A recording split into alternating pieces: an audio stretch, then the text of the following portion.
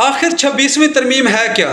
इसके ऊपर इतना ज़्यादा ववेला क्यों मचाया जा रहा है और गवर्नमेंट इस मौके पर क्यों ज़रूरी समझती है कि वो किसी न किसी तरीके से 26वीं तरमीम को पास करा ले? इसके जो 3 अहम नुकात हैं वो आज मैं आपके सामने रखने जा रहा हूँ।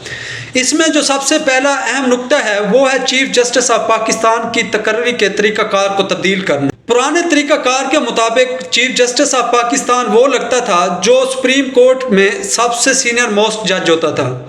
इस तरीक़ाकार के मुताबिक अगले जो नए चीफ जस्टिस ऑफ पाकिस्तान हैं वो हैं जस्टिस मंसूर अली शाह। लेकिन गवर्नमेंट कभी नहीं चाहती कि जस्टिस मंसूर अली शाह अगले चीफ जस्टिस ऑफ पाकिस्तान लगे। गवर्नमेंट चाहती है कि आईनी तरमीम के ज़रिए सुप्रीम कोर्ट के 3 या 5 सीनियर मोस्ट जजेस में से कोई अपनी मर्ज़ी का एक चीफ जस्टिस लगा दे। इससे गवर्नमेंट को क्या फ़ायदा होगा? इससे गवर्नमेंट को ये फ़ायदा होगा कि अगर वो कोई अपनी मर्ज़ी का चीफ जस्टिस लगाती है तो इलेक्शन में धांधली से रिलेटेड जितने भी सुप्रीम कोर्ट में केसेस पेंडिंग हैं वो वैसे पेंडिंग रहेंगे और गवर्नमेंट इस तरह चलती रहेगी। अगर तो justice Mansoor Ali Shah chief justice of Pakistan लग जाते हैं तो वो जितने भी धांधली के केसेस हैं वो खुल जाएंगे और इस तरह गवर्नमेंट ख़त्म हो जाएगी। जो दूसरा अहम नुक्ता है वो ये है कि एक तो आईनी अदालत का क़याम, दूसरा ये कि सुप्रीम कोर्ट के जजेस की रिटायरमेंट में 3 साल का इजाफा।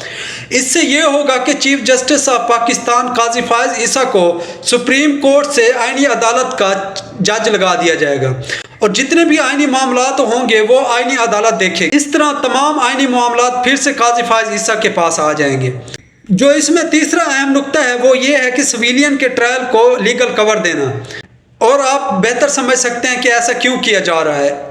जो सबसे ज़्यादा डेडलॉक आ रहा है वो अब इन 3 पॉइंट्स पर आ रहा है। गवर्नमेंट चाहती है किसी न किसी तरह ये 3 पॉइंट्स एज इट इज़ पास हो जाएं, लेकिन अपोजिशन हरगिज़ ऐसा नहीं चाहती। अब देखते हैं कि ये आईनी तरमीम हो पाएगी कि नहीं।